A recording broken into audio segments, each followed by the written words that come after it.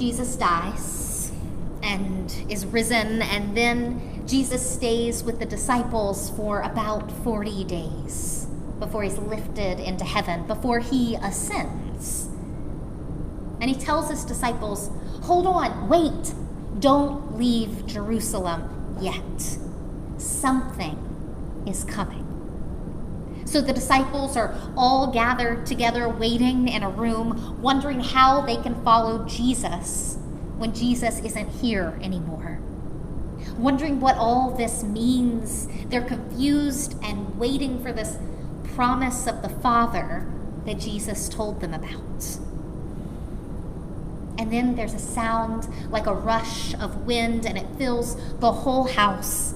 And then they're told that tongues of fire rested upon each of them. The languages that they didn't even know started to pour forth from their lips. The Holy Spirit had come. The church was born. This is Pentecost.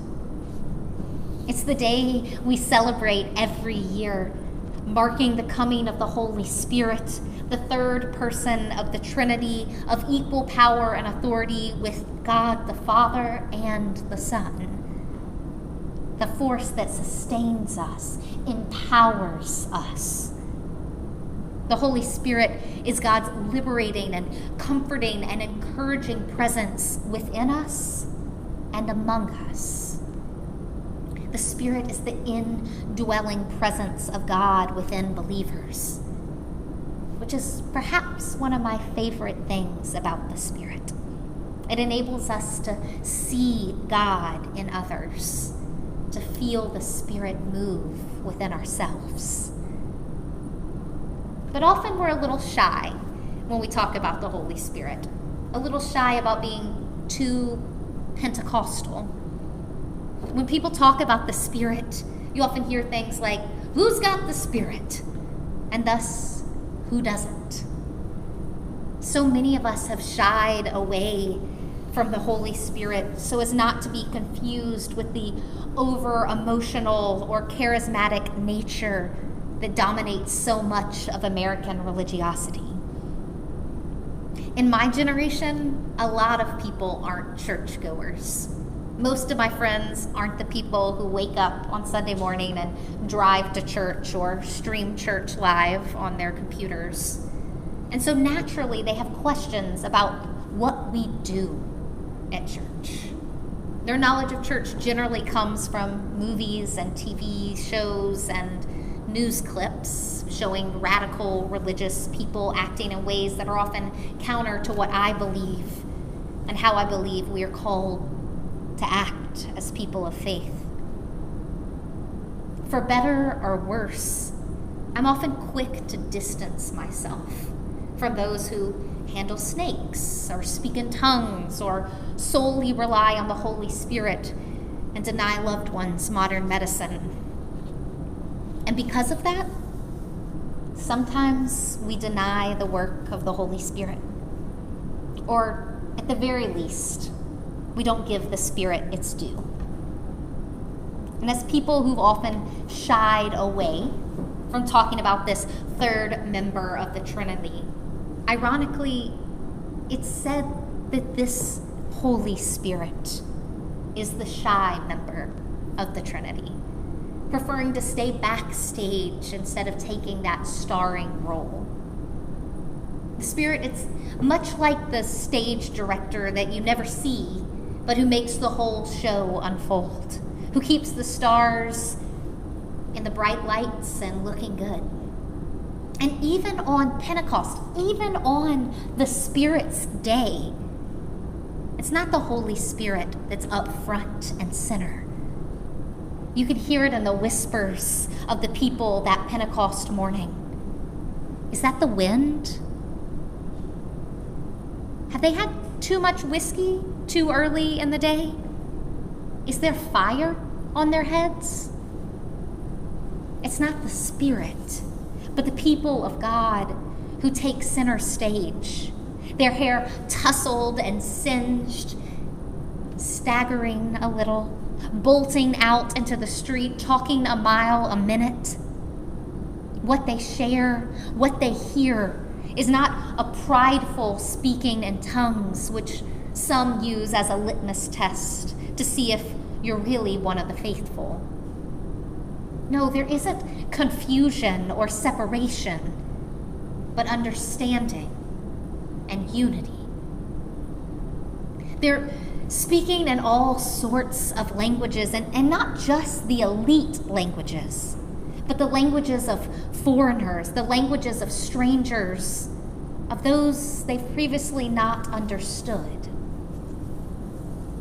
And with all that's going on in our country right now, I think we know a little bit about not understanding.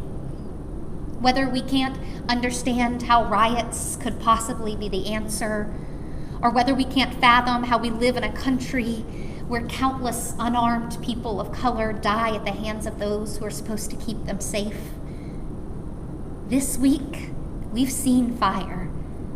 Flames destroying buildings, but also flames of tongues on top of people's heads, prophesying, truth-telling. When we hear people say things that we don't understand, sometimes we do what some of the people in Acts did. We discredit them. He was breaking the law, as if we've never broken a law. He was defiant, as if we've never been. They were drunk at 9 a.m, as if we've never had one too many. But the thing is they weren't drunk. And it was never about that anyways. But still we discredit, still we call them fools, simply because we don't understand their experiences, because we haven't taken the time to listen, to see God within them. If we'd only open our eyes and see the Spirit. See that the Spirit is knocking down all boundaries, legal, political, and cultural, that we otherwise separate us from one another.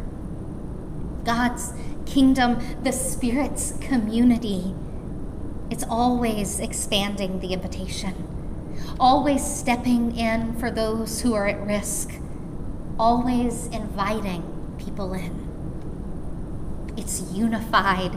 It's powerful. And power, it can be used in many different ways. It can be unleashed, or it can be harnessed.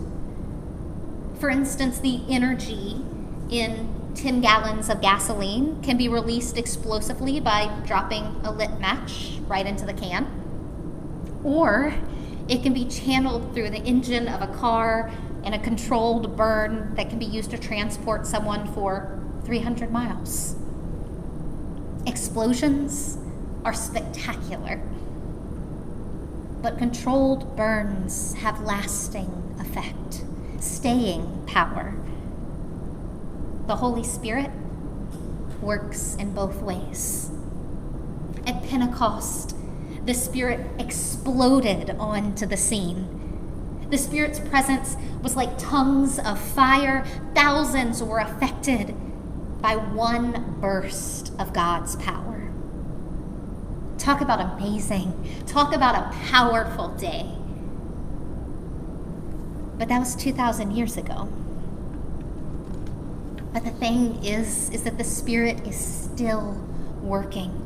The Holy Spirit isn't only in the business of one-time big explosions. The power of the Spirit has been harnessed. The Spirit also works through the church, the institution God began to tap into the Holy Spirit's power for the long haul. At Pentecost, the Spirit rushed in, not just on this individual or that individual, but on the church, on the body. It isn't a gaggle of solo Christians. It's the church that's birthed. The church is birthed on Pentecost. Through worship, fellowship, and service, We're provided with that staying power. We're connected to the Holy Spirit, connected to God. A few years ago, I went on a camping trip with a bunch of friends. And as the sun started to get lower in the sky, we all started gathering sticks for the fire. The people who actually knew what they were doing arranged the sticks in their preferred fashion. They were teepee-style fire people. And we had a great fire that night. It was a lot of work to get the fire going, enough so that we could cook on it, that it would keep us warm until we went to sleep, to provide us light for the evening. And I remember singing a song in church when I was little. It only takes a spark to get a fire going. And it's true. But what about all that work that goes into getting things ready for that first spark that allows the fire to truly take off? God does so much of that work for us. God gives us the spark and simply asks us to place it next to something that can and will catch the blaze. So this Pentecost, may the wind of the Spirit startle our senses and blow through our lives. May the fire of the Spirit scorch our complacency and light our way. May that spark grow so that we might be filled with the Spirit, that we might come alive for Christ. Amen.